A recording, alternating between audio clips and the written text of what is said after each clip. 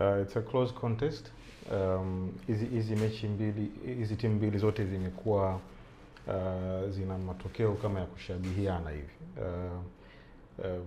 Mpaka kufika hapa Mali hawajashinda hata game moja. Wamedraw mechi zote tatu. Wamemaliza kundi wakiwa na pointi 3. Wakati Tunisia wameshinda mechi moja, wamefunga mechi moja, wamedraw mechi moja.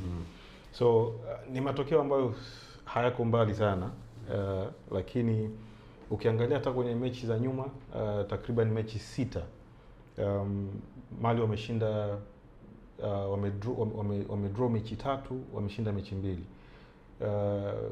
Tunisia wameshinda mechi 3, wamedraw moja, wamefungwa mechi moja. So you can see matokeo jinsi performance zao jinsi zilivyo. So naona ni mechi ambayo itakuwa iko very close, kana kwamba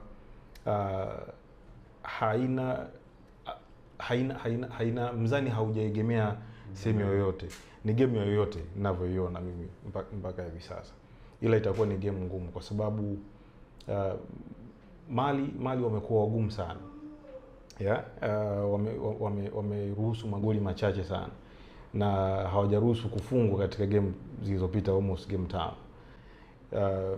Tunisia wamefungwa game moja katika game zilizopita almost 5. So ni game ambayo iko very close, itakuwa ngumu. Sidhani kama ni game ambayo itakuwa ina magoli mengi pia.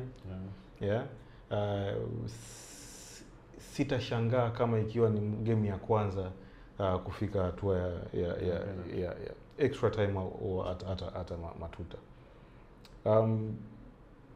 Mali wanamkosa kiungo wao Amadou Haidara, kiungo wa RB Leipzig, kwa sababu alipata kadi game iliyopita.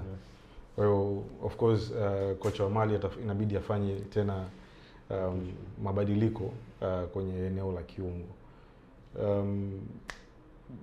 Tunisia hawana issue kubwa ya cards ama majeruhi. So nategemea game ngumu.